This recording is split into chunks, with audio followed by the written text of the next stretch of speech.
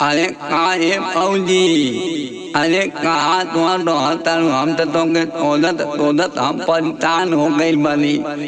बताओ, हम तुमके तोदत तोदत हम खेते गईली, खेते थे तोदत तोदत तोने घोले आईली, लेकिन नाई तू बेतैलू ए भौजी। कहाँ तू न तरू ए भौजी? काहे देवर बबुआ का कहतल बोलो।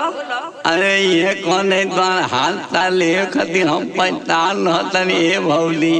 तू कुछ कहता तारू लेकिन हम देख कोई नहीं पावतारू, लेकिन बताओ का कहता तारू ए भौजी?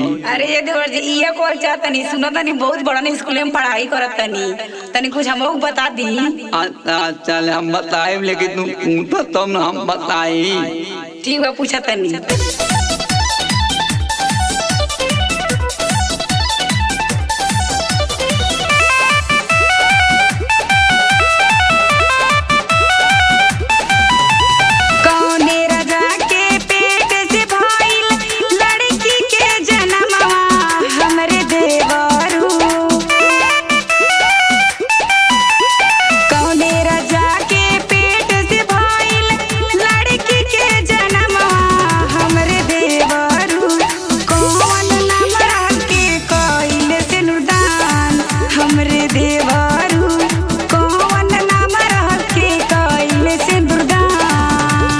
दशरथ राजा के पेट से भइल लड़की के जनमवा हमरे भौजी।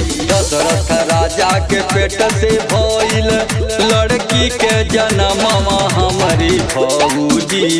शांता नाम रहल कैले सिरिंगी से नुरदान हमरी भौजी। शांता नाम रहल कैले सिरिंगी से नुरदान हमरी भौजी। ये कैसे भई? अच्छा सुनो भौजी, बताओ तनी। दशरथ जी के पेट से शांता के जन्म भइल रहल, आ वही शांता के बियाह समीक मुनि के बेटा श्रृंगी ऋषि के जेकर हिरनी के पेट से जन्म भइल रहल, वही श्रृंगी ऋषि से बियाह भइल। अच्छा जी, तो एक सवाल का जवाब बता दी तो। अच्छा ठीक बा भौजी, पूछो।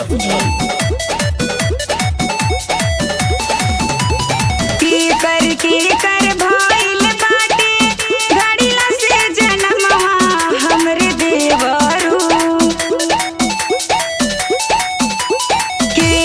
के कर भइल बाटे घड़ीला से जनमवा हमरे देवरू। कौने नारी के भइल मछरी से जनमवा हमरे देवरू। कौने नारी के भइल मछली से जनमवा हमरे देवरू। विश्वामित्र अगस्त के भइल हरिला से जनमवा हमरी भौजी। विश्वामित्र अगस्त के भइल हरिला से जनमवा हमरी भौजी। मछली से भइल नारी मंछोदर के जनमवा हमरी भौजी। मछली से भइल नारी मंछोदर के जनमवा हमरी भौजी। कैसे है देवर जी?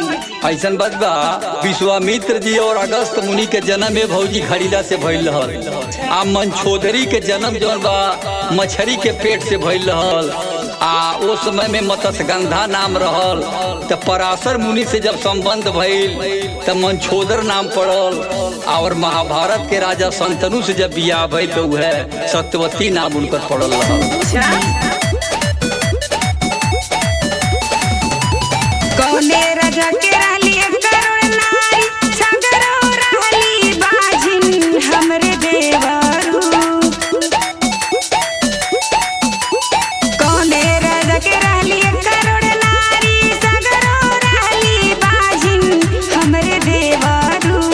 के करे सरप से सीता के भइल बनवास हमरे देवरू। के करे सरप से सीता के भइल बनवास हमरे देवरू। चित्र के तू के रहली 1 करोड़ नारी सगरो रहली बाझिन हमरी भौजी।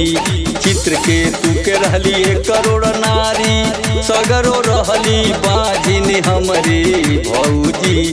सुगा के श्राप से सीता के भइल बनवास हमरी भौजी। सुगा के श्राप से सीता के भइल बनवास हमरी भौजी। कैसे भइल बाबू, ई तो बताई नहीं पैबा तू।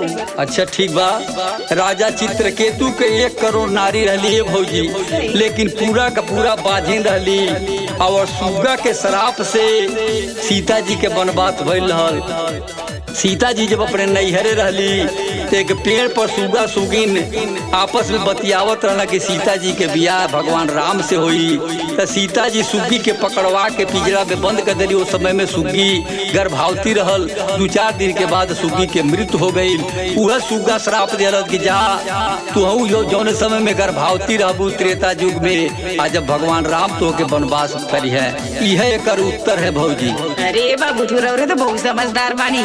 तब बताइए और सवाल जल्दी से। अच्छा सुनो ले बताओ।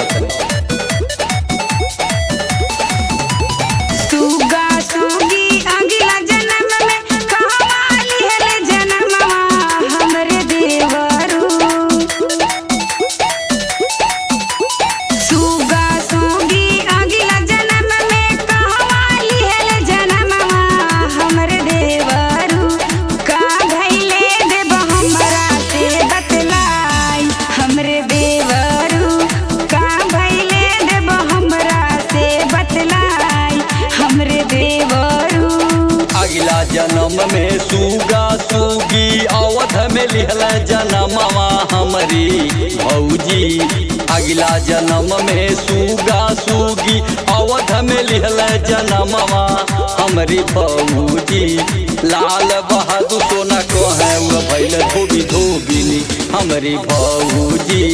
लाल बहादुर सोना कहे वह भइल धोबी धोबिनी हमरी भौजी। सुनए भौजी, वह सुगा सुगी त्रेता युग में अगला जन्म में जाके धोबी धोबिन भइल लोग। आज जब सीता जी लंकापुरी से जब अयोध्या में गईली तो वह धोबिया ताना मरले रहल। वह सुगी सुगा जौन बाने अगला जन्म में आके अयोध्या में धोबी धोबिन भइल रहल। ये अब तोरे पूरे सवाल के हम उत्तर दे दिली। अब खुश हो गईलू ने? अरे बबुआ एकदम खुश हो गई नी।